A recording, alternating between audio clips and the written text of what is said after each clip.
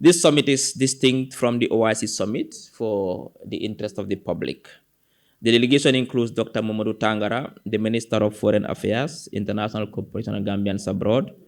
Also Mamadou Sabali, Special Advisor to the President, Yankuba Diba, the CEO of the OIC Secretariat, and also His Excellency Ambassador O.J. Salah, Gambia's ambassador to the Kingdom of Saudi Arabia.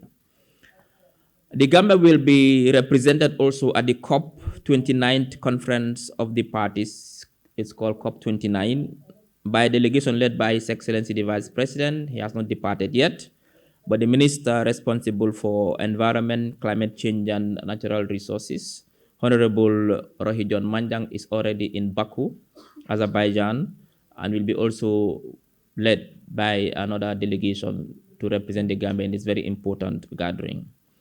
Now, another notice from the Ministry of Foreign Affairs as well. The Ministry of Foreign Affairs, International Cooperation and Gambians Abroad issues a final notice to Gambian nationals in Lebanon regarding evacuation.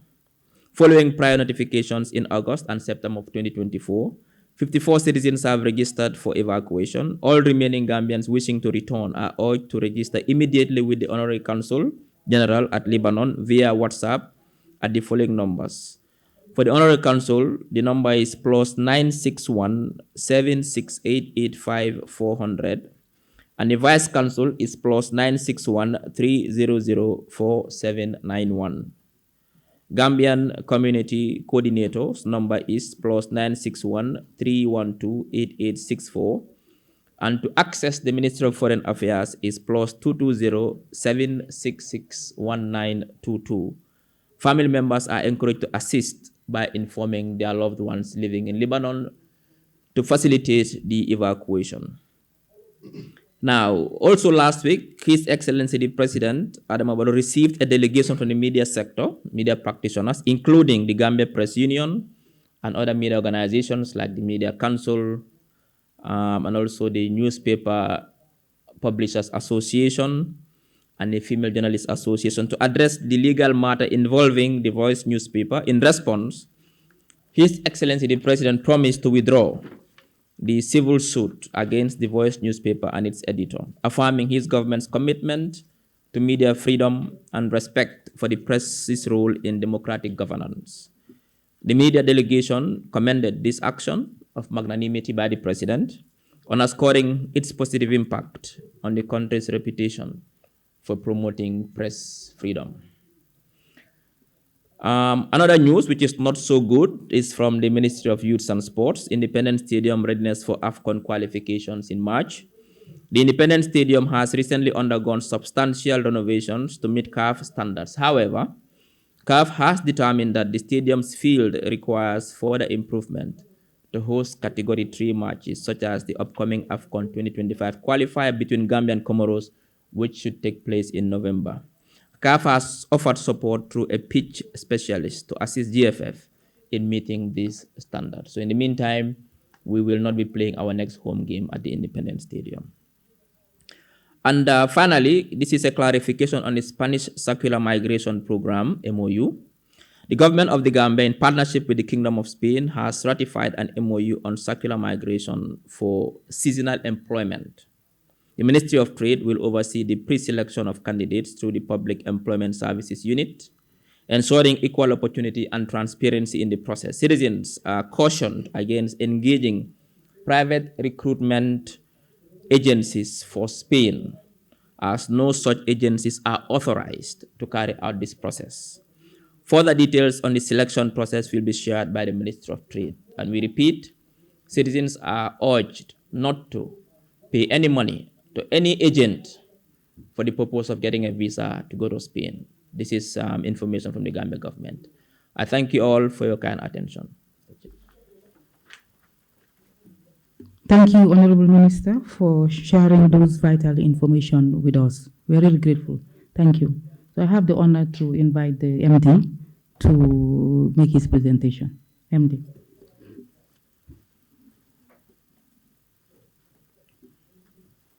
Good morning, Honorable Minister of Information, Media and Broadcasting Services. Good morning to my colleagues from the GPA.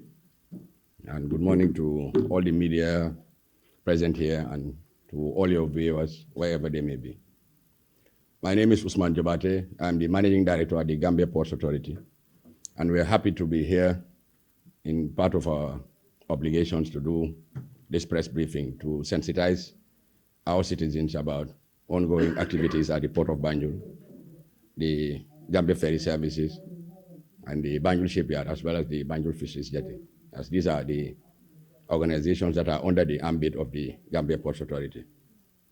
To begin with, what is latest with the Gambia Ports Authority is that the government has taken a decision and the GPA has entered into a concession contract with an investor from the Islamic Republic of Turkey to modernize the port of Banjul and construct a new deep sea port in Sanyang village in the south coast, of the Gambia.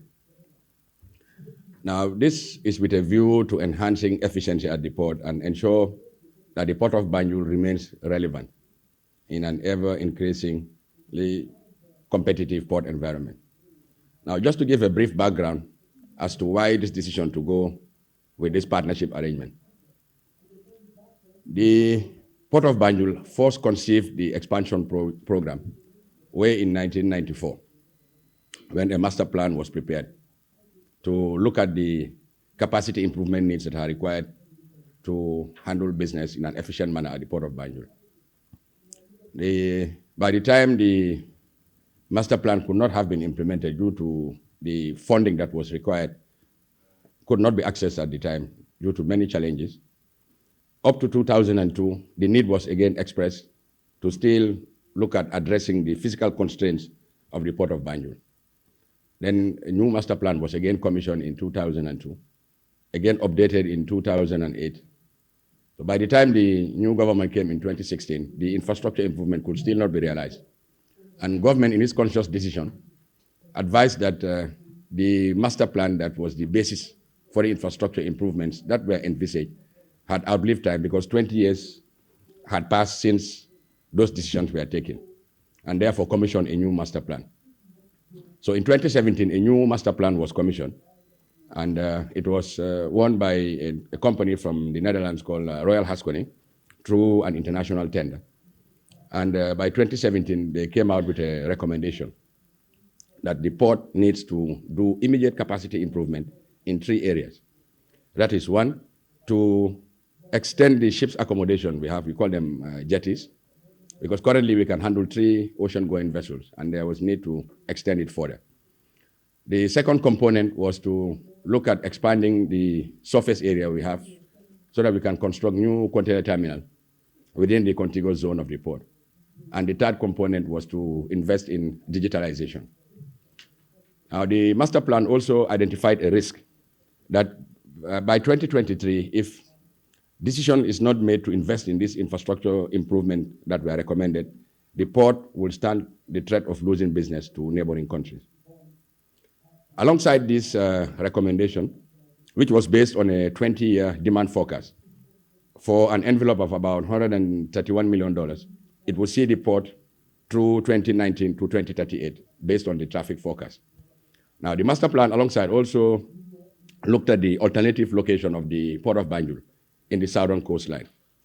And they came with the primary recommendation that the business is not viable because the initial investment that is required to construct the basic infrastructure, which is a seawall to have calm waters where ships can come alongside, would cost nothing less than $500 million. And the demand was not very strong for that business model. And such, they advised that we can improve the infrastructure in Banjul, and that will see the port through the 20-year demand forecast, that is 2019 to 2038. Now, in the process, the master plan was approved by Cabinet in July 2019. And then the funding arrangement started. And the GPA was looking at 3 modes of financing. 1, to use its balance sheet to serve as a guarantee for the $130 million that is required to do these 3 components. And also to look at the corporate financing from loan from commercial banks, and also engage our traditional financiers, which are these DFIs, we call it, development finance institutions, principally African Development Bank and the European Investment Bank. Because what has happened is the 3 series of the previous port projects were financed by the African Development Bank through support to government on a loan that African Development Bank would lend to government, and then now government would lend to the institution at a premium.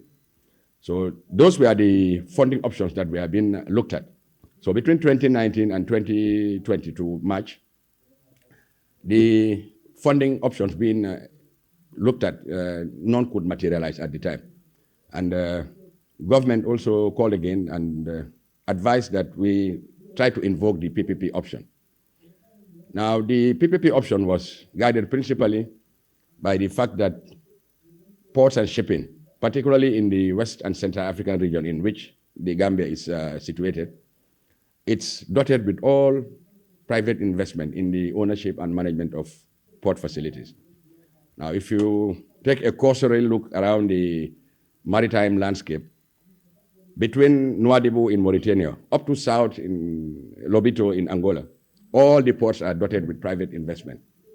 The big international port operators like the DP World, the MSCs, the Bolores, and APM terminals, they own and manage all these port facilities.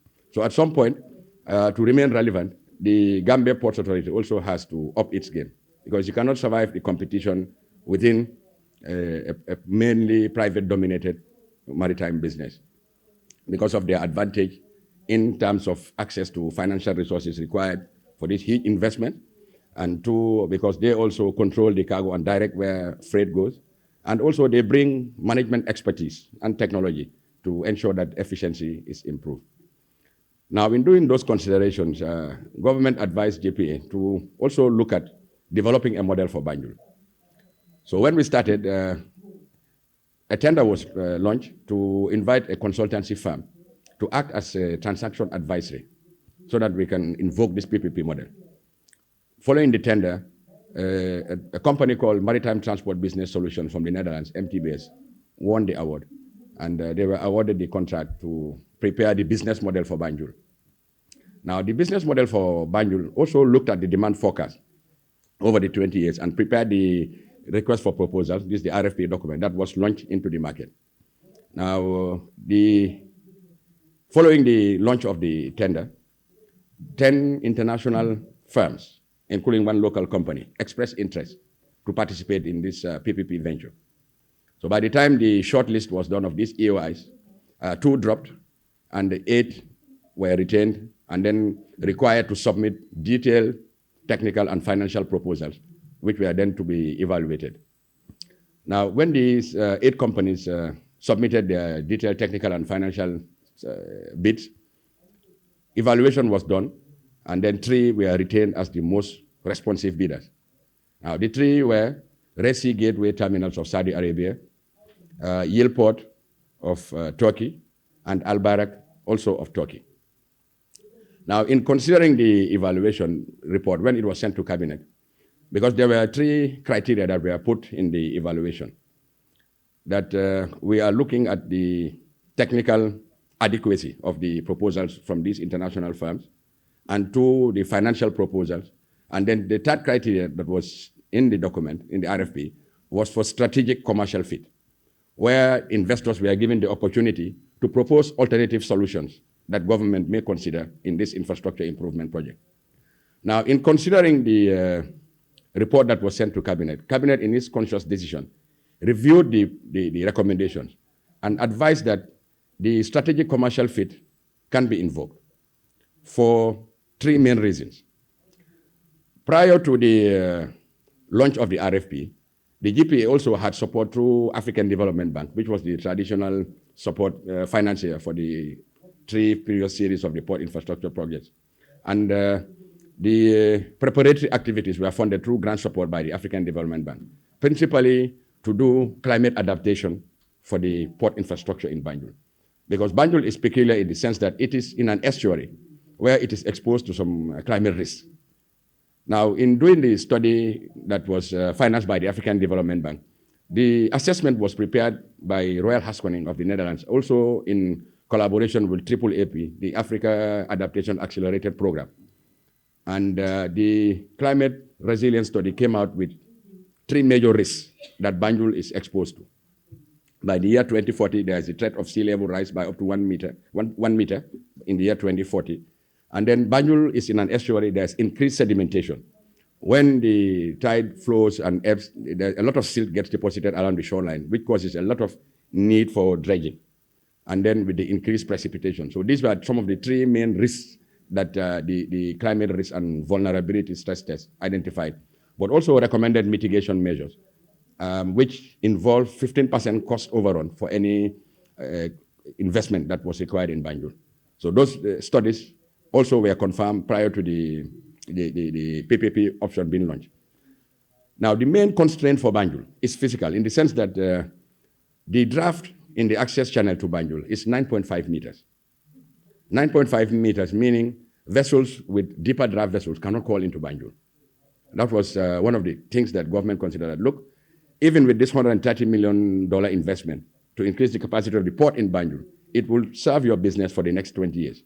If you do 15% cost overrun for the infrastructure investment to ensure that the infrastructure is resilient to this climate risk, what it physically means is increasing the level of the jetties and the pavement heights to be able to sustain or mitigate against any potential flooding. Your capacity to expand also in the city is constrained because you are surrounded by residential neighborhood and our proximity also to the central commercial district in Banjul. And all of these costs with the dredging requirement, every 2 years you would need 3 million euros to dredge the channel so that you can have adequate depth along the jetties. Now, government in its constitution looked at it and said, okay, all these costs add up. And you cannot be serviced still by deeper draft vessels that would enhance competitiveness in Gambia. Cabinet decided to invoke the strategic commercial fit that let's open up and invite the bidders, the 3 most responsive bidders, to look at an alternative deep sea port. So then the 3 bidders were invited to submit commercial proposals as to the development of Banjul, as well as the establishment of a new deep sea port in Sanyang. Now that resulted in one of the companies from Saudi Arabia responding, but with conditions that since there's a financial viability gap in investing in Sanyang deep sea port, because the numbers are not right, the business model is not strong, they would only be able to do that if it is triggered by the market forces. The other company from Turkey, Yilport, declined the offer, but then the other company from Turkey called Al Bayrak accepted. So government now invited them to submit a commercial proposal with a view to considering how to go about with the deep sea port in Sanyang. Now this resulted in the Al Bayrak submitting the proposal in November 2023, and Maritime Transport Business Solutions, which was the transaction advisory firm that was recruited by the GPA, was also called in to assist government in preparing for a review of the commercial proposal with a view to coming up to terms or not with Al Bayrak. So what the advisory firm did with GPA was to look at concession heads of terms, like pre-negotiation, to look at all the commercial elements that Al Bayrak is proposing alongside the financing of the investment that is required in Sanyang. Now, those negotiations started in February 2024 up to 11th of July 2024 when we were able to sign off on this concession agreement. The main highlights of this concession agreement is the investor will commit minimal investment in Banjul, operate and manage the port of Banjul over a 6-year period. During this period, further investigation in terms of location, geotechnical studies, bathymetric surveys to determine the type of design and infrastructure that is to be constructed in Sanyang during phase 1 will also be done. And then phase 1 will be delivered within these 6 years. Now the activity will transfer from Banjul into Sanyang when the phase 1 in Sanyang is complete. And then in Sanyang, it's a concession for 30 years. The main highlights of this concession agreement is, 1, government will retain all of the fixed assets of the GPA. The investor is required and committed to do all the financial resources that are required to realize this infrastructure improvement. And there's no investment from government, no financial contribution from government. As well, government and the GPA will be wearing 2 hats in the sense that the model is structured in the manner of a landlord and a shareholder. Landlord meaning we concede the port facility to the operator to come and do the investment and operate the port. Shareholder in the sense that we hold 20% equity in the venture, in the special purpose vehicle that is established. Now, all of the operative staff that are involved in cargo handling operations, almost 80 to 90% of the current GPA staff, will be transferred into the SPV under the same terms and conditions of employment. Now, government will get to realize and improve infrastructure such that deeper draft vessels that are calling West Africa will also call Banjul. This will address a fundamental constraint that Banjul has in terms of the draft restriction. As I mentioned earlier, when vessels call West Africa, these international shipping lines, they do what we call cluster operations. For example, Mauritania and Senegal and Gambia and Sierra Leone and Guinea Conakry would be one cluster. So they deploy what is called West Africa Max vessels. These are big vessels without cranes. We call them GLS vessels. And these are minimum 12-meter draft vessels. When these vessels call to West Africa, they do what we call port-to-port call. Now, because of the draft restriction in Banjul, these West Africa Max vessels cannot come Banjul. They are bigger and they carry more cargo. So in terms of freight charges, they charge less per unit when compared to a direct feeder service that comes to Banjul. That is the trade in Gambia. Gambia is serviced by direct feeder service. That's why the freight usually is more expensive when you quote like Banjul to Dakar, for example. The turnaround is faster. And in business, it's all about turnover. If a businessman can get 100 containers through Dakar in 30 days and 100 containers through Banjul in 90 days, obviously they will choose Dakar. And it's cheaper and it's faster. That's the main reason why cargo, if you hear normally this cargo diversion to Port of Dakar, it's mainly caused by that. Because we are physically constrained by the size of vessels we can attract, and then the space that is available within the contiguous zone of the port limits our capacity to expand inland. So these are all the numbers that government looked at to say, look, even if you invest more than $30 million in Banjul, in 20 years' time, you will come back to the same problem because you'll still have the dredging need. Big vessels cannot call, and you cannot expand towards the city because you are encumbered by the presence of residential property. And what is peculiar also in our expansion is in Banjul, other than anywhere else in the Gambia, people own land in perpetuity. I think this is one of the colonial legacies that we have inherited. That's why people in Banjul, they get compensated both for the land and the structures on them. It's what is called freehold, other than leasehold. So anywhere in the Combos, and the rest of the Gambia is leasehold, opposed to Banjul where it is freehold, we call it. It's challenging to acquire property in Banjul because of the attachment people have to their heritage. And thankfully, we were able to successfully negotiate and just acquire the portion, about 22,000 square meters, that is close to the main port. And the residents were relocated to Kachikali under a compensation package that was mutually agreed. But if you look at the constraint in 20 years' time, it will still come back. The dredging will still be, the need will be there, and then you cannot get big ships to serve your country. So these are the decisions that government looked at and say it makes sense and it's more sustainable to go for the deep sea port option, where government is not required to make any financial contribution. Your fixed assets remain under your ownership. It's not going to be taken as collateral for debt financing in the market. The investor, the senior debt in this infrastructure improvement in Sanyang is going to be carried by the investor. Government has no obligation to be obliged or be liable in the senior debt transaction. Then the infrastructure that will be delivered will be handed back at the end of the period. And there are certain things in the contract that goes to the advantage of government. Because you will receive revenues from the gross revenues, a percentage of the gross revenues from the business, both in Banjul and in Sanyang, and then you'll get dividend as an equity holder of 20%. A lot of people keep asking questions. Why own our assets and then give it to a foreign investor and hold minimal shares? But the thing is, you are not committed to make any contribution in the investment. And then your fixed assets remain under your custody. So when the activity even transfers to Sanyang, Banjul will revert to the port of Banjul.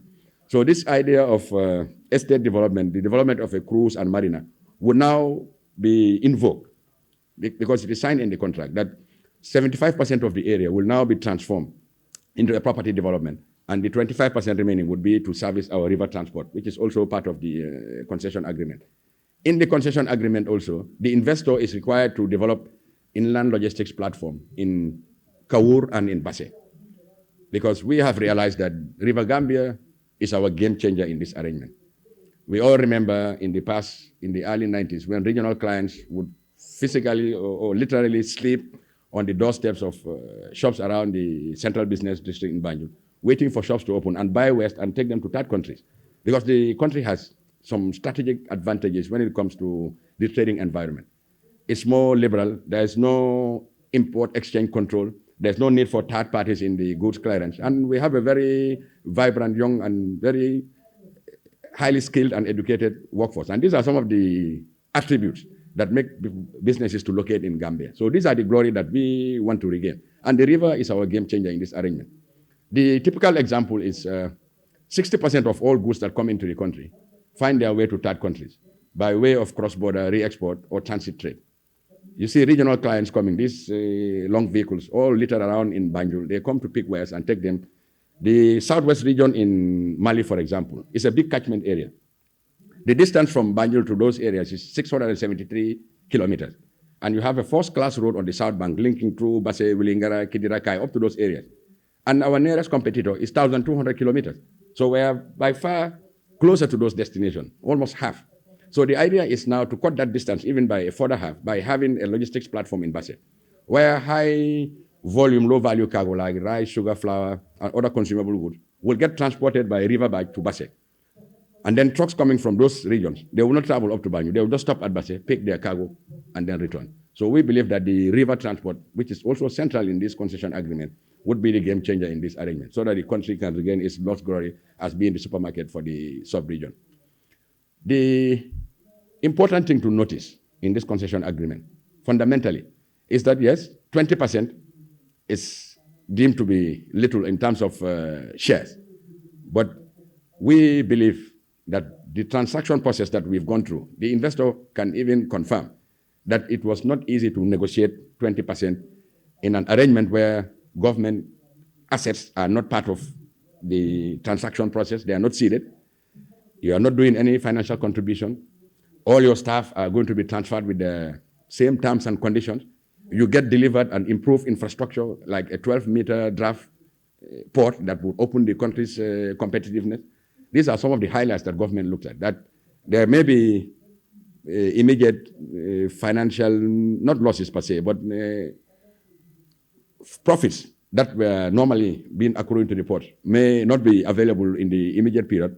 But from the year 17, according to the model, you'll see the revenue started growing, and it will mean more revenue share for government and also more dividend for government. And at the end of the day, because of the infrastructure is improved and it gets handed back to government, we stand to benefit as a country because we'll have an improved infrastructure. Now, looking at the whole transaction process, we believe that this concession model is very innovative because project financing is now something that is very dynamic. People bring new ideas to the table, and we've done our due diligence. It's not like the investor is not known to us. They have other investments in countries around the sub-region. And what we have crafted in or not crafted, but deliberately done in the concession agreement is to ensure that some of the risks for non-investment are also mitigated by having the investor to commit to performance bonds. In fact, the day before we signed the concession agreement, a performance bond was issued, and these are encashable in banks to make sure that in the event that, or in the unlikely event that the investor fails to honor his obligations in the concession agreement, the government will have a fallback and have to continue with operating the port. And since it went through an international competitive bidding, other interested parties are still waiting to be called to the table and see how we can, in the event of termination and compensation, the port operations will still continue. There are a lot of issues in the transaction model that would stand to benefit us as a country. In the concession agreement, there are certain areas we call reserve matters. Lawyers may be more attuned to define what that means. But in a sense, what it means is there are certain decisions. In as much as we hold the minority shares in the SPV, the majority shareholder, which is the private investor, does not have the latitude or the mandate to take those decisions without our express consent. These are things dealing with financial reporting, dealing with audit, dealing with investment plan, maintenance plan, HR issues, reinvestment. And even in the event that the senior debt is contracted by the investor, there's what we call in transaction processes, dilution of shares, that we are not doing any financial contribution. In the event they go to the capital market to raise the project financing, and the assets are not placed as collateral, they provide the security from their own balance sheet. What that would mean normally would be that the non-contributing party would dilute some of its shares. But we made sure that we deliberately that whatever happens in the debt financing, our 20% shares remain intact. Because for the simple reason that government took the conscious decision that, look, we ran a model in Banjul. There were responsive bidders, and we could have gone with Banjul. But because of the strategic commercial fit that was put in the bidding document, we wanted to invoke that. And now it's your obligation to also take the financing risk. So because the government is not willing to make any financial contribution. So by and large, these are some of the highlights of the concession agreement. But we are hopeful. And what we have seen on the ground is there is a 6 months conditions precedent, we call it. Because before the contract becomes effective, we have to allow a 6 months gestation period to ensure that the investor fulfills certain obligations that are required to make the contract effective. But what we have seen is they have shown goodwill by committing resources to at least do the infrastructure improvement that are required in Banjul, which we can visibly see on the ground. So we are hopeful that come 10th January, when the contract becomes effective, it will be all improvement for the port of Banjul, so that generally we stand to benefit as a country. Because if the port efficiency improves, the cost of doing business will go down. And when we buy wares from shops, it will mean less price in terms of the cost of retail goods in the market. So by and large, these are some of the main highlights. And in doing our concession transaction process, there was also a communications outreach program that we have developed. We have started principally with our staff. On 3 occasions, we call the general staff, because most times the consternation is amongst the staff that a private investor is coming. The threat of losing jobs is very primary consideration for staff. But we try to allay their fears that the operative staff, all of them are going to be transferred into the SPV under the same terms and conditions. So there has been no job. In fact, if anything, because of the enhanced infrastructure improvement and the construction of the inland logistics platform in Kauru and Basse, we expect even more jobs to be created. And this river is also going to be amalgamated with the cross-river transport for ferry services, because now we have seen the prevalence of bridges all along the river. So the relevance of ferries is becoming less. So now this river revitalization project, we call it, which is also one of the 8 strategic enablers in the new NDP or YIRWA, because we believe that opening up the river would create some new socio-economic opportunities for settlements along the banks that were once very vibrant. We had the Georgetowns, we had the Bansang, all of those up to Kemoto. You have a splutter of economic activity that surrounds the river ecosystem. And also with tourism. We want to also mix the freight transport, passenger transport also with the tourism potential, because the river remains underexploited. So these are some of the things that are very much advantageous. At the end of the day, we stand to gain as a country. On the side of the ferries, the African Development Bank, also in their support in doing the climate risk assessment, provided $20 million grant support in December 2022 to prepare activities that would add value to the main project, because they advise that it's good to expand the port infrastructure in Banjul, but there are ancillary activities which will go to add value, things like the ferry services. So the $20 million grant that was given by ADB goes to finance the acquisition of 1 new green ferry. And the second ferry is a government decision that the GPA has to pay for. So we are going for 2 ferries. And 4 other components were also financed under this grant support. This to widen and extend the Bond Road, which is the main road that leads to the port of Banjul from the Banjul Highway. And to do, the third component is to do an integrated national transport master plan for the Ministry of Transport. And the 4th component is the technical assistance and capacity development for the Ministry of Transport.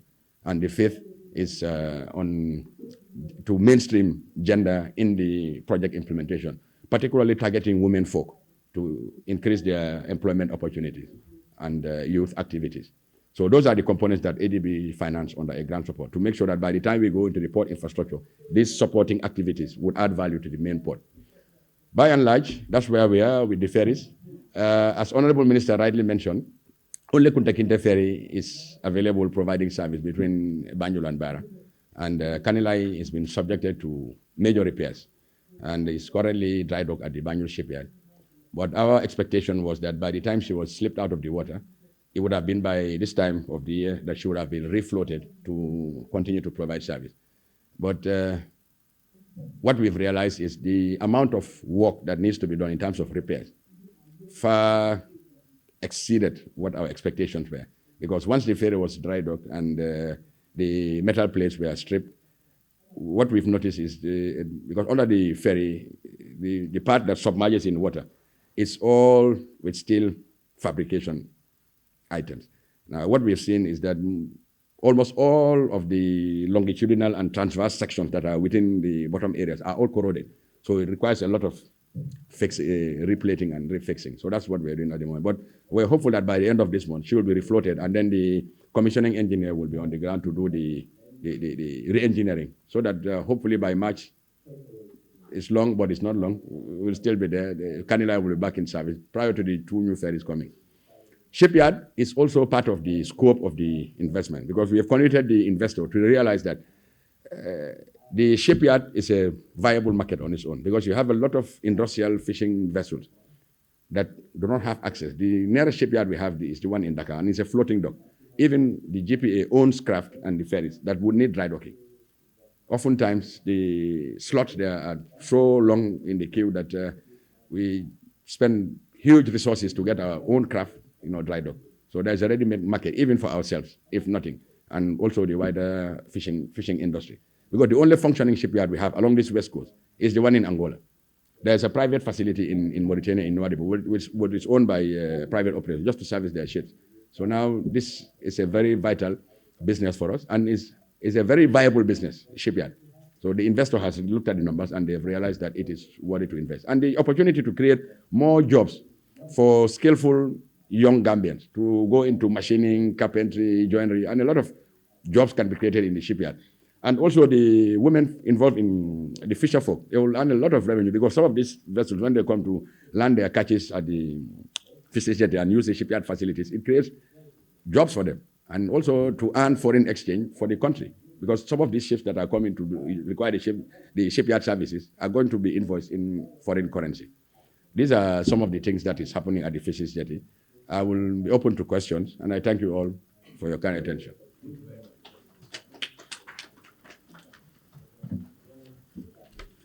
Thank you, MD. We're really grateful for taking us through that detailed presentation on your activities, despite the fact that it was done off the hook. We are really grateful. That is a demonstration of your real involvement in the activities of your institution. I do briefly, he was able to discuss about the master plan, the port's expansion master plan, and also took us through the procurement process that led to the signing of the concession agreement with Al Baraka. Then he also looked at the highlights of the agreement, which basically focus on the benefits that the country seeks to get from the concession agreement. He also talked about the SPV arrangement, which will also be part of the concession agreement, which will accommodate some of the technical staff of GPA, and also did mention their plans to revitalize river transport, and also how it might also impact on tourism and other sectors of the economy. And he also disclosed the plans to procure 2 new ferries for the 2 new ferries, and also their plans to widen the Bond Road, which is also part of the strategic plan and also talked about the establishment of a shipyard, which is also strategic in the sense that it will really provide the requisite revenue that is needed to boost the country's economy. And also their plans to mainstream gender in the activities of ports. We're really grateful. Thank you so much. We will now open the floor for question and answer session. What we will do is we will allow probably 3 questions. We will take 3 questions, and then we will allow you to respond. Then we will open the floor again. You can also ask in the local language if you want. You don't only have to limit it to English. If you want to ask any question in the local language, you are free to do that. And I'm sure the MD and his team will be able to respond to those questions. And then you will introduce yourself. Before you ask, kindly introduce yourself and tell us which media service you are, which media entity you are representing in this session. Thank you. So yes, we will start from. Uh, who has the mic? So we'll start with the ladies first. Thank Good you. morning, everyone. My name is Arajata. I'm a reporter from the Voice newspaper. So, Mr. DJ mentioned that the Kunta Kinte ferry will require a lot of repair and all that. So, are you guys considering buying a new ferry instead of maintaining or repairing the Kunta Kinte? That's my question. Kanila or Kunta Kinte? Kanila. Kanila. No, which one is the one? It's Kunta. Plans to buy new ferries. Next, we'll have you. That gentleman, yeah. I'm Adam Fadera from Member Caring and Home Digital FM. I would like to ask the minister, the honorable minister. He made mention of a few points that I wanted to at least a clarification, if I'm permitted. Honorable. Yes, you may. I would definitely like to ask in the local language, in Mandinka Pashe.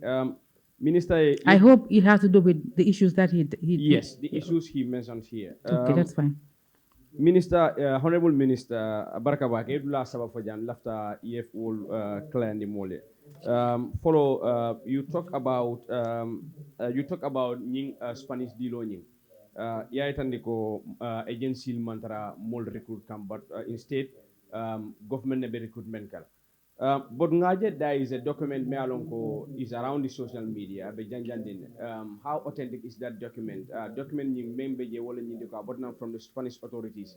And then document ni jibe ya indicate leko the information la sort of from media press media news Bengal Gambia janko agency level Gambia many along we kodol taka molbul up to $50,000, and then the agreement with the Gambia government Article 3 we may indicate wala ñu ko Department of Labor wala ñanda more recruiter, but at some point one of the media houses minister court minister of trade standard if I can remember on an interview me along ko aya confirm la ko agency name ko many along ko wala be more recruit la ko man sakunda be responsibility ta ko mol many along ko tata agency lia man sakunda la ya sabo because nim man sakunda ma ko agency be jam multiple agency lia. So then ni wo mol yela kodol di agency la, what step will the government do? Because already mol yela kodol di agency la, and then dol be even Ross we are receiving a lot of calls from different people ko ndada agency karning kariale, and then we give them money. But then already say ko agency damandreje so masakunda bo deal la nyadila. And the second one momenti wala mu ya indicate ko the president GPU la executive middle and other media houses definitely president tentu jay back and the Gambia president for taking that step wala mu banku ko ni ko na ranga denga kaja. But then this government biri minala in started on dame in 2016 bring changes bekala Gambian ol jama e même foye wala ñindi ko be draconian law sol bonda jan many along ko they are not media friendly government na readiness be ñaadi de. And how long mba expect la ko ñing luwal be talla jam fo government pare dal bang ko draconian luwalu ke bonde. And then my third question, I'm very sorry, wala mu Independence Stadium. Independence Stadium akere fendi me alon ko jama be jikirin nun ko be ñin next AFCON qualifiers ñi mbitala jela unfortunately amanke mansa kunda over I ning if I can get it right over 400 million or 400 million dollars now do ko ñin keda do ko ñin among standard ñimmi mu neketa ani jumale munke ani mune ba kunna to fo mansa kunda be any step talaje because na kodol dundaje what would be that step? Thank you. Thank you. Can we have the final question? Yes. For this.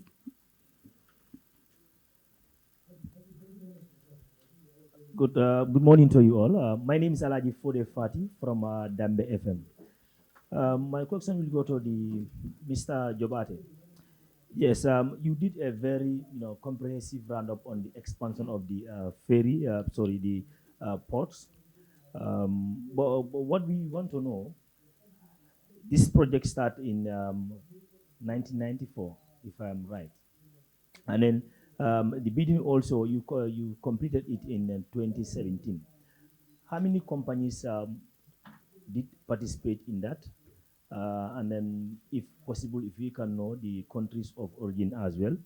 And my second question also is the 20% that is for the country in the business. Yes, you also you more emphasized on the benefit of the benefit for the Gambia in the long run. But what is the short-term plan for the country? Because as we know right now, the business community is suffering. In fact, the country as a whole, everyone is suffering because of this tight schedule at your work project. So, what is the plan for the government in the short term for the citizens? Because of this thing cannot continue for the period of the whole length of this expansion. Thank you. So I'll allow you to respond. And then.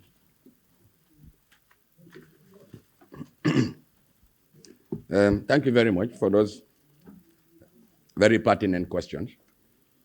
To respond to Madam from the Voice newspaper, the ferry being repaired is Kanilai Ferry. And the government and the GPA has already actually signed shipbuilding contracts with Diamond Shipyard of the Netherlands for the construction, for the design and building of two new green ferries, we call them. They are going to be, in terms of dimension, the type of Kunte Kinte.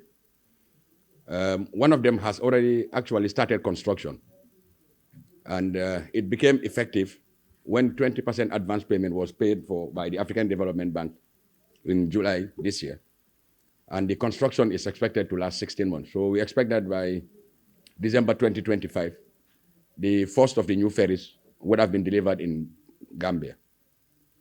The second ferry is the one that is being financed directly by the GPA. The shipbuilding contract has been signed already also with Diamond Shipyard, and we're in the process of concluding on the financing bit.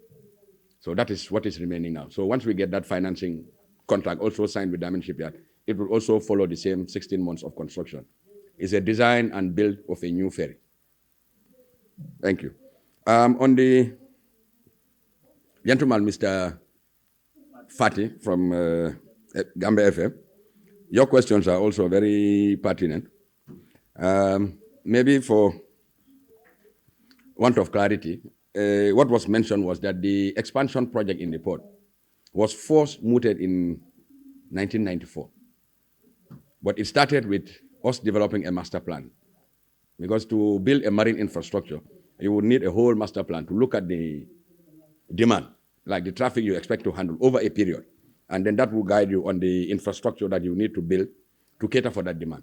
So that was the whole idea of starting in 1994, but not that the tender process started for the construction. What started since 1994 was the development of the master plan. So the master plan was done in 94, and then a new one was done in 2002. It was again updated in 2012. Because if 5 years pass during a horizon, your decision factors may have changed. So that's why when this new government came, they commissioned a totally new master plan, because they advised that you cannot base your investment decision on a master plan that is already 20 years. It's outdated. So with this new master plan, that's the new master plan that recommended these three components, and then also looked at the development of the new deep sea port in Sanyang. So now, once that was done and cabinet approved in July 2019, then we started for the funding. Because the master plan would just identify what you need to do in terms of the infrastructure to improve, to cater for the traffic that you expect to handle over the 20 years. Now, after the master plan, because the master plan will not go into detail. For example, like if you want to build a jetty, we call it a wharf, it has to go with detailed engineering design. And that is not what the master plan does. The master plan will identify, for example, that you expect to have this number of ships in the year. You need to extend maybe the jetty by 200 meters. That's what the master plan will do. But then once you have the detailed design, that will inform you about the exact type of the structure and how much it will cost. and then you'll go to the market to raise the funds to realize the construction. So the construction has not started. It was the master plan that was done. And now by 2020, when government realized that the funding through the traditional partners is slow because they have a lot of integrity and compliance checklists, due diligence. And government, like you said, there's a business to handle. Ships are waiting more than 14 days on average. And what that does is it brings congestion. And when congestion happens, businessmen, because they are not in the business of losing money, for each container that comes to Banjul, they put a $200 surcharge on each 20-foot container. So can you imagine $200 per container for a minimum volume of 60,000 containers that we handle in a year? You're talking about nothing less than $12 million surcharge on the economy. And that $12 million is what you and I and other people that go to the market pay for, because it's a cost for inefficiency. So with this infrastructure improvement, the main thing that we will achieve, like you asked, what can we do in the short term? The short term is to improve the infrastructure so that you reduce congestion. If congestion goes, then that congestion surcharge will now be lifted. There are some commercial decisions that we need to take with our partners in shipping lines. For example, if ships were waiting for 14 days and now they just come and wait for 2 days, so that congestion surcharge would not be valid anymore. They cannot charge it. So what we can do is to engage them into some commercial discussion that, look, you've been charging $200 for people who send containers to Banjul. Now there's no waiting. So can you pay $100 now to what's the port infrastructure improvement? And then still they will save $100. And then what it will mean, the retail prices of goods will go down. So to answer your question, the capacity improvement will be the immediate gains for the port. Because if ships do not have to wait, it means their cost of doing business would be lower. Because it's freight and it's transport. They earn money while they are moving. That's why it's called freight. Anytime they are stationary, it's all cost because they burn fuel, they have to put their generators on, and burning diesel and a lot. That's why they like to stay less in port because that's more efficient. But like you rightly said, yes, the future is there. But what we can gain immediately is to reduce the congestion, and then the freight rates to Banjul will go down. But fundamentally, if we don't get those big ships calling to Banjul, the freight rate that is quoted to Dakar would be still cheaper than the one for Banjul. But we are hopeful that with these immediate improvements, the ship turnaround time will increase and the cost of doing business would reduce. Thank you. Thank you very much, MD. Baraka bake fadera ila nyininkar kumata bake ila nyininkar follow wolo nying Spain quote ko agency sol be kodo ta kan banku dingol bulle surtout funding kel ka fuko be sambala Spain le meme sena follow wala ka foko bring man sakunda announce ko MOU sign tale fo ratify nga fo banku dingol ko mo kana kodo jo parce que nyimu free mo nyana ka fenjo kata Spain an agency manzakunda agency milto bonde no ngala wati solta lokong fula koma ngamera ya sa fedele ko agency jumale be maraleng Spain la aning Saudi Arabia and United Arab Emirates bari wo mansakunda fanara ka foko sa wo agency li fongo sa nara Spain la agency dati je ko tenke mansakunda fongo le be recruitment to kala so mo modara agency to ko do joje itele abetene o agency li mansakunda man kusto je biko mansakunda ma fo moyta ko do jo agency to amma sekonda asinanir fanan ko nyimu friti mo nyana ka fenjo anu mba ko en la jam fanan bi ko mo manyana ka fenjo agency to mo moy ko di agency la ta yela ko do kaninge yela ko do murundi la ngalo nyanda ka senyala yele taro min foka foko wala bota Spanish man sakunda nte o confirm no la ngajale fanan ko ngaje social media nyamen barinta confirm no la fo wodon to nyalom bang fo to nyande barin semi senani wolonko MOU nying pour kaje ko banku dingol isitano Spain du kola nyato silola karo kono isi kodo soto kodo ni amurna gambe banko nga isi fan nafa isi gambia nafa pour fanan kaje ko ma silo mol kaminta mialon aka ma si bole finan funding kel kan dika fasilo kan o fanan tala isaje funding kel kara seasonal du kola woron kata kunkol to Spain e do ko ke yejo asi foreign currency finan gambia e fanan si fan nafa no isi la wululal de manu wodrono man sakundala jero tije bari fanan ka recruitment ke ani selection man killing hammolo wolon kaje ko agency de recruitment le kala wobe do ko talala man sakunda fele den ayana man sakunda e final selection okay bari ngaje ko bring chocho siata sai man sakunda fongo lafta kanjing fongota ay recruitment ne selection okay through the Ministry of Labor, Directorate of Labor. so on safo hada banko dingole ko mo kana kodo jo agency ma agency bola ko di kaningola mo moy la kodo di agency la tayela kodo pick agency bulu ya murundi la o sen yatale fulanyang wolo e kamin fo ko GPU aning media practitioner so yenim president ngo benta e faraje ka tentu ka jayi kanim bara abedo ko nyimma mina gambe bankun kan fanan ay kairo ming sabatindi gambe bankun kaje ko media be practice kan gambia janne be practice kan kairo kono wo fanan keta ya dani pour journaliste o mi alon ko voice newspaper civil suit nyim pura jindi president o ala bete ya kamma aning ala banko din kano kamma ay civil suit o nyin jindi la ngami fanan discoje wolo nyim media law solti kamin fo e ka fa draconian laws mansakunda hammolon pour ka luwal bondi ba ñew luwal bondi ibe mu nekela miyalon ko fanan sama si banko dingol fanan tankano asi kanta because media fanan nyanda ka operate environment miyalon ko luwa fanan bijele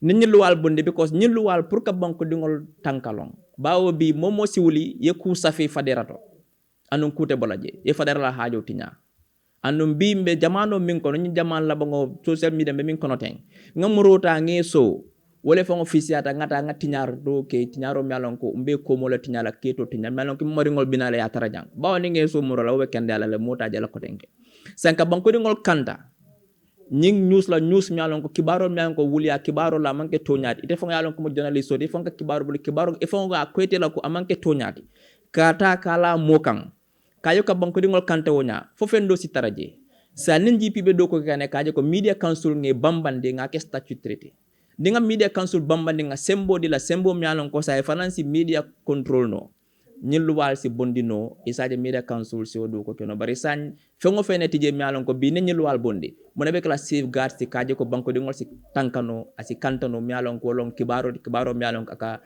kibar jawol long mialon ko fanga manke toñaati bari masakunda hamo ando hamo wala bije hani kabe wote bola wolon kaji ko nyilluwal nge bondi bawa masakunda la hidole tanum bari inata andu mba kekanne wolon berinding GPU mitta nga kachale andum bewu kekanne minister of justice nga kontakle nyilluwal be bolale baninga bondi mba mexolo nga media council sembentu ya esaje financial do ko keno esaje nga min sori ka fami ko safeguards bari ka foy ko masakunda la hamulon pour kaji ko nyilluwal nge bondi ba luwalo mialon ko amambeta demokrasi to na stadium ye amanto min fo man show fo wolon iko million keme nani won fanan kaje wala nya barinte malon jelle spenta stadium da barin se min fe wolon ko ni stadium kabri 1983 le yalo bli yalo fo san hani bejo comprehensive renovation mankeje do tinyaro min ka stadium waratale sa mbirin ka fnata yedula be correct le fe ngo be betale iko pichoni e ka kata wodam fu nyamo minkan wolem kuti mialon ko hani sa wala man pare folo wodum manke ku koleari ngoti bawon yatara everything else be paritale lampol paritale skobodol paritale sirangol paritale security fensol everything be paritale sa min drong iko wala mialon ko sa wala to demand ding drong wolom pichoti nyamo mialon ko kato kadam fu wala kan san iko e fangol be mokila na mialon ko lon expertoti pour anen jife fe do ko ke pour kaje ko picho ya do ko banyimu do ko mialon ko ate banola lon keling wala lon fula wala lon sa min kuma tawlon ko do ko commencer tale andum fon sala bang andum jikita ko nimmu gambe bela quality manyana ka politiko ke nyinkono mbenga kambe ngake banko dingol ti ngaje ko na stadium moy pare en se jodi mano nyame mbenga ke wonya e sa na stadium moy pare bawo ni gambe plede jan to bele sa jubeno oto nyu kulti malon ko manyana ka politiko ka kono mbenga kambe nganyo dema ngadua kaje ko san picho nying mba do kulale ning ala sonda na next home game kala match 2025 ning ala sonda mbe play la Gambia abaraka.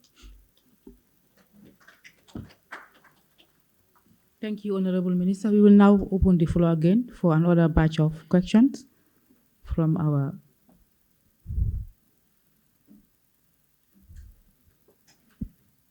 Don't forget to introduce your name and the media company you're working for. Good morning. I'm Jenke Caesar from The Point newspaper. And my question is to the DA. Considering the fact that Gambia is benefiting 20% from the concession contract with Turkey, is this going to directly affect charges at the ports for importers and exporters and ordinary people that uses the field? Thank you. Any other question? Yeah.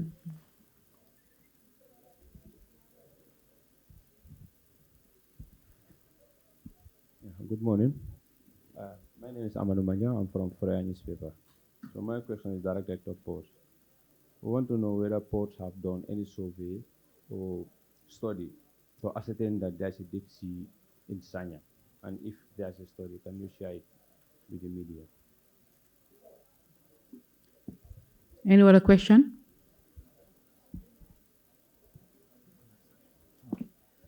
My name is Alaji Fati from Dambe FM. Yes, Honorable Minister, I just want you to help me here to clarify this point. The press conference here, is it purely on the issues that they table here, or we can ask generally? You can ask. Okay. He said you can Yeah, ask, because I want to ask the manager of our port, Mr. Jorbateh. There have always been a lot of talking surrounding GPA when it comes to corruption in the country, and then he is the right person to ask certain things to clarify that, to make that point clear. Because I was sitting here, I was expecting maybe after his roundup, probably he's going to delve into one or two issues surrounding corruption in ports, but just go to just ask the question. because, Yes. the case regarding the rating unit still is not clear, and then there was another heavy saga between the dock workers and the staff at the ports as well. So all these are things that probably he also can take opportunity and address the gender. Asking the question, he'll answer. No, yeah. What I'm asking here is like the saga at the rating unit. It went up to a national level, up to a police investigation, but after all, we never had anything about the saga as we speak right now. Okay. You can elaborate. You want him to clarify on that. Okay. Thank you. Andy.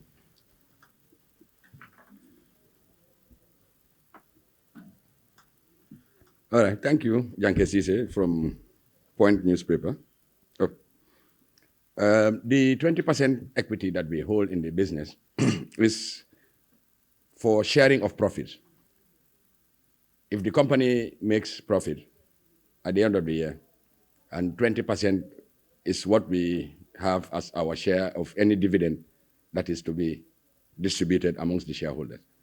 But then the point you asked about the charges at the port, whether they will be impacted. What we expect is the tariff will be maintained, because one of the things in the concession agreement also is that the tariff is still regulated by government. And what is happening at the ports is that our tariff remains unchanged since 2013. And in 2013, there was a 55% reduction. So that is what is still maintained. Because at the time, government decision was to at least alleviate the hardship on the population in terms of the price of goods. So the decision was taken to reduce the port tariff by 55%, and that is what is still being maintained. What we expect in terms of charges at the port also is with this capacity improvement, the cost of doing business will reduce, because the shipping lines, as I said, if they have demurrage, they just put it on the price of the freight, and the businessmen will also put it on the price of the goods. So if there's efficiency, it means lower cost, and lower cost will mean lower cost of goods in the retail at the retail level. With regards to Amadou Manjang from Forea about the deep sea in Sanyan, a scoping mission was done initially, even by the GPA, and there are studies that identified that it's Banjul Port is in an estuary, and the estuary with river ports normally is the typical of river ports to have very shallow waters. That's what we call draft. That's the clearance between the surface, the sea level, and the seabed. And that is what is 9.5 meters in Banjul. But anywhere in the coastline, because it's the open sea, you have deeper draft or depth along the coastline. But why Sanyang is, we've done our own scoping mission between Bigelow up to Jereng. And we've realized that Sanyang has a natural bay, and it is closer to the distance where you need to dredge to have that 16-meter clearance. So yes, there's a lot of locations that are susceptible to be built a new deep sea port, but Sanyang will be the most cost effective. And what has happened in Sanyang is the investors, they also confirmed when they were doing their geotechnical investigation. I think this was a satellite map they had. They looked at the water dynamics around the area and saw that there's like a natural channel leading to the bay in Sanyang. For them, they believe that it's an endowment. That look, this country has something that is very peculiar. It's like a natural bay that is leading to a natural channel, sorry, that is leading to the bay in Sanyang. So that's why Sanyang is the most attractive location from all the investigations we have done. It is most cost effective, and like I wish to inform you that this is a natural phenomenon that has happened. They were doing their scoping mission and they realized that, look, there is a natural channel that is leading to the bay in Sanyang. So to try to build the infrastructure, it will be more cost effective. So that's the reason. And then it is open to a wider land area that you can build a lot of support infrastructure that will support the port business. So these are some of the advantages that Sanyang has. And yes, we can make the report available. On to Alaji Fati of is it GFM? Gambia FM. Dembe FM. Yes. Yes, Mr. Fati, the allegation about corruption at the port, particularly the rating unit, I think we have an interest in unearthing what may have happened more than anybody else, because it's our administration. And to tell you the truth, personally, this is not the type of legacy that we want to bequeath to generations to come. It's always good to be truthful about issues because it's public service. We are endowed with, we are entrusted with responsibility, and we know that we are susceptible to scrutiny. I mean, it just strains credibility that you would think that one would be in a public office and then, do things that would go unnoticed and then the public would not complain. No, it cannot happen. It's public service, and we know that we don't expect to get a good name. But what we are mindful about is we have our own misgivings, but we try to correct them because it's trust. It's always good also to give the background that the way this saga happened is through a whistleblower. If people decide to connive, to access paperwork would be very difficult. But thankfully, when this whistleblower approached management that there's a suspected transaction going on, immediately a senior management meeting was called up, and we set up our own internal investigation just to show you that we have interest in making sure that we unearth it. Now, in the investigation, because the word was already out in the public, figures have been thrown around.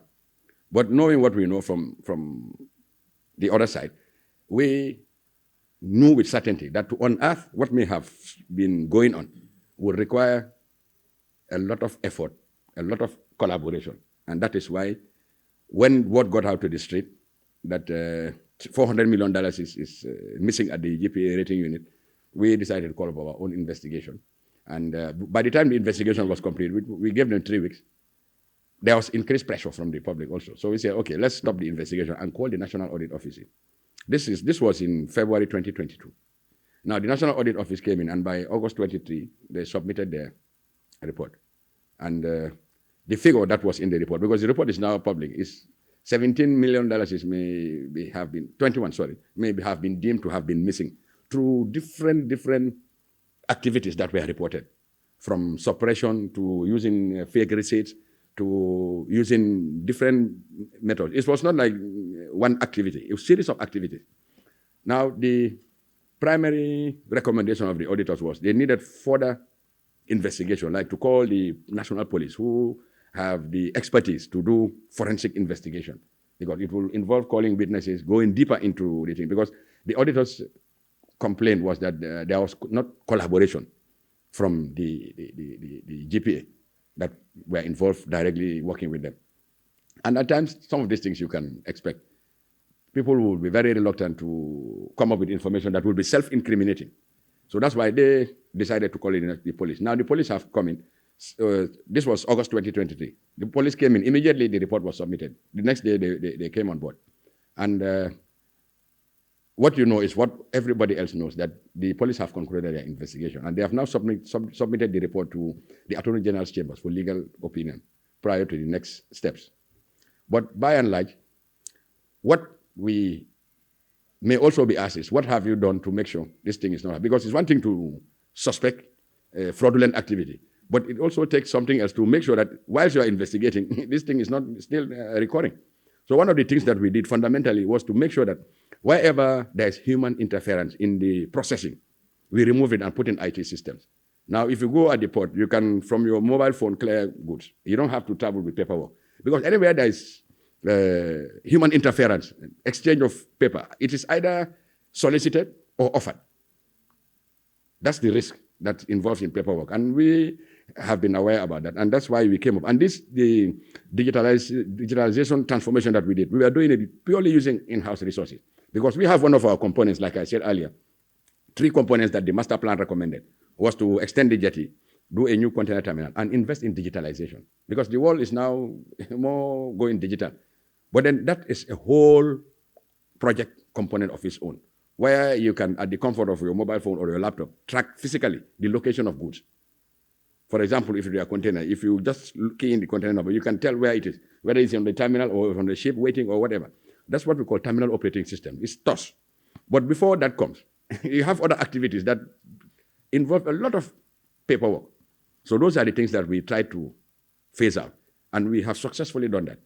From the rating unit to the drawing of gate passes to the tallying, we all use now electronic system. So the fact of the matter that you would sit in the comfort of your office and people will come, that's the way it has happened. Goods will stay in the ports long and they are charged demurrage. So in calculating that demurrage, what the practice was, the clerks would have to rely on a calendar, start to check the date of arrival, how much is due as per the tariff, look at the schedule and calculate. So those are the things that brought in a lot of inefficiency. And that's why there was complicity in this whole arrangement. But by and large, we have the interest as a GPA to ensure that we honor this thing. Because one, our image and our reputation is at stake. And personally, like I told you, this is not the type of legacy you would want to leave after having served in an institution for this number of years. With hindsight, we could have done it otherwise. But thankfully, that we're able to address it going forward. And we will make sure that this risk is eliminated in the port. In fact, right now, you can confirm for yourself, when you go to clear goods at the port, that you don't have to take paperwork and go through. Because that's the inefficiency that is brought by human interference, what brings out these kind of problems. Yes. But now the matter is at the Ministry of Justice for legal opinion, and then due process will be followed. As I said earlier, it's in our interest to make sure that we honor corruption and fight it wherever it is. For dock workers, there was a transformation that was launched. The problems were they were having jobs for life and not going on retirement. But what we have successfully done is to agree with them on a severance package. So all the age workers, 57 and below, are retained. All the above 57 have been retired through a compensation package that was successfully implemented. So now we don't have an issue with dock workers. It's a private company that we hold shares, and the workers hold shares. So that's the arrangement we have with dock workers. Thank you. Thank you. Thank you. We will now open up for another batch of questions. Zainab, there's someone.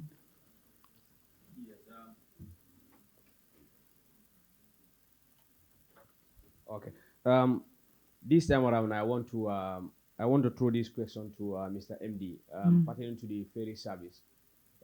Last week, we have seen a press release indicating that all security servicemen and women in uniform will be paying normal transport fees at ferry service, except the Gambia National Army. And then there are a lot of complaints, either on the social media, even in some of the security personnel's WhatsApp groups. There are a lot of complaints there, which we know something about. They complain that they are segregated. So I don't know what you have for them on that. Someone does it.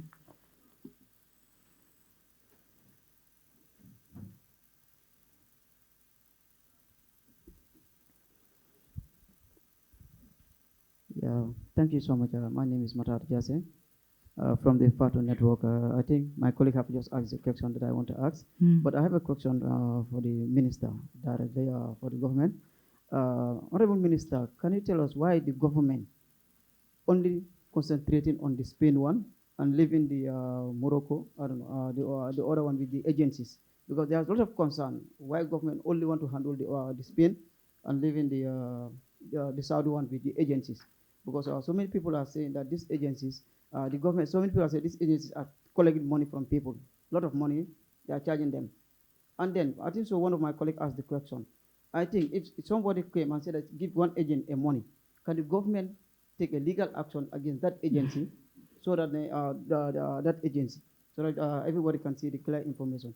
Regarding about the other thing, we know that the president is supposed to go to meet the people on Monday.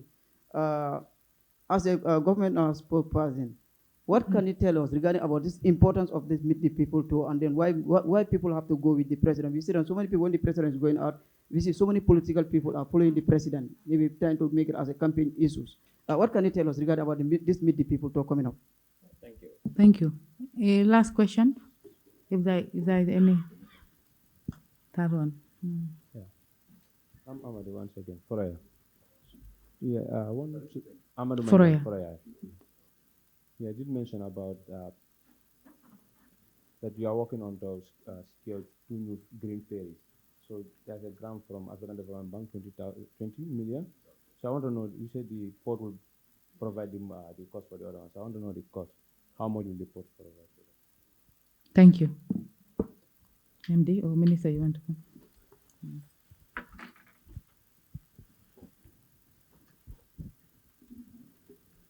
Okay, thank you, Mr. Ferreira, from King FM for that question. I think the ferry, as you rightly said, it's not something that is new. It has been a practice that has been going on. But to be more in answer to your question, there's no segregation. What has happened is the security services, they use what is called crossing warrants. And crossing warrants is when they're on mission, and this we reconcile, and their command always settle. The one that is bringing the contention is the one for the Gambia Armed Forces. And the Gambia Armed Forces, there was a Gambia Armed Forces Act that a particular section that allowed them to be crossing the ferry free was repealed, in the sense that that particular section was deleted. So, but now command has engaged the GPA management and the ferry services that due to the nature of their deployment, they issue warrants for mission. So it's different from the warrant that we issue for crossing. So I think that clarification has also to be made. But yes, there's no need to belabor the point at this level. What we have done as a responsible organization is to ensure that we do extensive consultation before certain decisions are taken, all with a view to ensuring that we provide a service that is more customer friendly, because these are users of our ferries. So as we speak, because the notice is short, we have engaged the affected security apparatus, and 50% discount has been offered for all fares that they pay to cross our ferries, up till in January, when more extensive consultation would have been done with a view to agreeing on a rate that they would pay.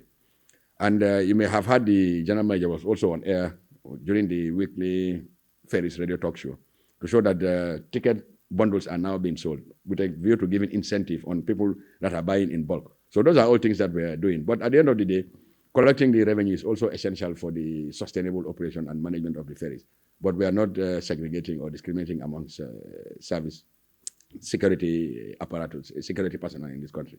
But again, as I said, we are engaging in a very constructive manner, and we believe that the issues will be resolved because they are users of our ferries and we are all partners in the same issue. On the Matters question from Fatuneru, I think that's more for the minister. Mr. Manjang from Foraya, is it? Yeah, your question about the cost of the ferry. Yes, the African Development Bank is paying for one of the ferries. So the $20 million grant that was accorded to the government, part of it goes to finance the new ferry, which is about $13 million. So the GPA would pay the other $13 million for the second ferry. So that's the arrangement. Because the ADB is a grant to government, but the second one is being paid for by the GPA. Thank you. Thank you. Mata, do you want this in English or in Mandinka? All right. Your first question has to do with why is it that only the Spain arrangement will be handled by the government and the others by the agencies. I think obviously that's very evident that because the Spain one has garnered more interest than the other ones, UAE and Saudi Arabia. And as a responsible government, we really need to be extremely careful how we handle these things. They can be very, very sensitive. And we want to ensure a clear and transparent process so that both Spain and Gambia will be happy at the end of the day. So it is government's view that the Spain one has garnered more interest, and therefore government has to really take charge of that. Now, when it comes to the payment legal action, that is not the job of government. If government had initially announced from the onset that nobody should pay a dime to any agency, and you pay your money to this agency, and you realize that they receive the money fraudulently, it is your job to take them to the police and recover your money. Because the government the government cannot engage. These are transactions between citizens. Government cannot engage. If government had asked people to pay, and later government backtracked, yes, but government had made it very clear from the beginning that nobody should pay any money to any agency. Now, if anybody who collects your money telling you that they'll take you to Spain, and later came out that they had no mandate to collect your money, it is your responsibility to take him to the police and recover your money, not the government of the Gambia. We cannot do that. The only way government comes in is when the state, the police, can now help you as a citizen to recover your money. That is why but government, as a government, cannot really engage in those kind of activities. So if you, Matar, had paid your money to any agency, which I suspect you have done, go and get your money from that agency by engaging the police. So when it comes to the Meet the People store, this is a constitutional requirement that the president should go around and meet the people to discuss with them, to engage with them, to know exactly, particular time of the year, to engage farmers as to how they are doing with the rainy season, the support they need, but not only, but citizens at large. And I think this has been a practice. This is nothing new. It's been happening since the Jawara era, the Ajame era, and now it's happening. So, but what do you expect? When the president moves with an entourage. That happens everywhere in the world. So you cannot expect the president to move with 2 or 3 cars or 2 or 3 people. He's going to meet the people's store. He has to go with a team, with the protocol, with security, with government officials as well, because there are places he is going to visit where he needs government officials to lead and show and guide him what has been done there, what's happening. So government officials also go as part of this trip. That is why even before they meet the people's store, government officials, ministries are asked and MDAs are asked to provide names of places where the president can visit in terms of where the projects are. The president needs to go and see firsthand how these projects are going, because this is taxpayers' money. That is why he's going for a tour, to get firsthand information about the needs and challenges of the people, to discuss with them their aspirations, to be able to supervise and see how projects are ongoing that has taxpayers' money component. So it's important that also public officials also go with him to guide the entire process. So we don't see anything with that. On the 18th, the tour starts and it ends the 6th. It's an opportunity for the president to meet the people and engage with them at a personal level to understand exactly what's happening in these areas, in these communities. So this is an opportunity for the president, but also for the citizens to meet their president and discuss issues with him as well. Thank you.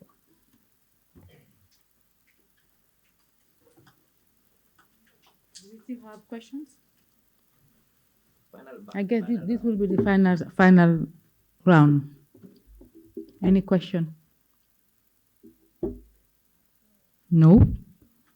MD, I'm not sure whether you will there's any issue you want to clarify before we give you that opportunity, yes, before we wrap up. Thank you. I would say thank you, PS, and thank you, Honorable Minister, and thank you, colleagues, as you've been normally referred to as the fourth estate.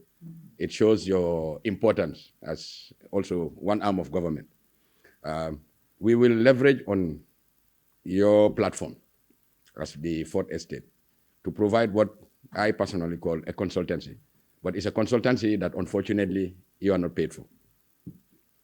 Because coming to engage public officials also requires some work and effort, because I can imagine you do a lot of background work, trying to see where issues are, going to do your own investigative part to make sure that you bring out credible and news that is worthy to put out there. As the minister rightly said, he's your line minister. Maybe he has more information to give you as to how your profession is being handled or being assisted by government. But I can tell you what we know as public servants is we're very mindful about our responsibility, and we know that we are open to scrutiny and criticism. You have a lot of instruments that government is putting to ensure that public servants are accountable for their action. Because, like, as I said earlier, it's public service. We don't expect to get a good name because it's a service that we are providing that should impact people's lives in a positive way. So there's a lot of instrument that government has put in this, access to information bill, We prepare financial statements. We have audited reports. We go to National Assembly, PACPEC. There's the public inquiry. And even as citizens, access to information, you can walk into any of our offices. As responsible officers, we should be able to open our doors and provide the information that is required. Because it's a public office. That's why the name goes like that. But again, I would not hesitate to say we will take advantage. As I said, you are providing a consultancy to us by criticizing us. So that's the way I perceive it. And maybe just as a way of announcement, the Gambia and the GPA is hosting the 32nd Intermodal Africa Conference and Exhibition. This is the biggest gathering of port operators, cargo owners, shipping lines in the whole of Africa, and it's to be held at the Caraba Beach Hotel from the 26th to 28th of this month. And you're all invited to make the coverage because it's by far the biggest gathering of maritime transport actors, from ship owners to senior executives, and there's going to be very interesting speeches to be delivered by distinguished speakers from across the world. Almost about 200 delegates are expected to jet into the Gambia, so that we can also showcase Destination Gambia as a place for doing business and leisure, to answer to our name as Smiling Coast. I thank you. Thank you. Thank you so much. That brings us to the end of this session. We will close by giving the opportunity to the minister to give the final remarks. Honorable. Thank you very much, PS, for wonderfully hosting this event. Thank you very much to every one of you, but particularly I thank the Gambia Ports Authority under the leadership of Mr. Ousman Jorbateh and his team for gracing our call to come and face the media to discuss pertinent issues concerning the Gambia Ports Authority. We've always said this, that the Ministry of Information, Media and Broadcasting Services, our desire is to engage in proactive disclosure of information. And we see you as critical partners, the media. You are the conduit between us and the public. We're here to serve the public by ensuring they have accurate, timely, authentic, and relevant information. And we cannot give that to the public without you helping us do it. But also, we also want to bring information from the public to the government. We want to know what the public is thinking. What are their aspirations? What are their challenges?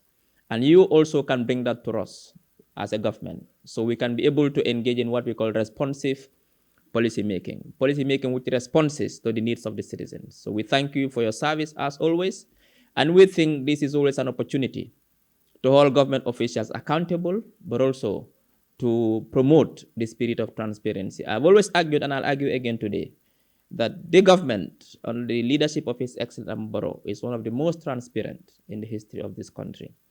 We are always ready to face the media, and we are always ready to give information to the public, because we know we are accountable to the public, and our desire is to promote and consolidate our democracy, and we cannot do that without promoting the spirits of transparency and accountability. So we thank you for coming today. We thank all the media houses, our media partners. We thank you all. We thank the staff of the Ministry of Information and Media and Broadcasting Services and Department of Information Service. We will have our next press conference in 1 month. It's a monthly event. But for your information, on Friday, we're having the bi-weekly ministerial Mansakunda. And I'm happy to inform you that the Minister of Public Service will be our guest for this week's Mansakunda. And we invite you all to attend and grace that very important occasion. Until next week, I thank you, Honorable, and your team, and I thank all the media houses and all those who attended today. Thank you.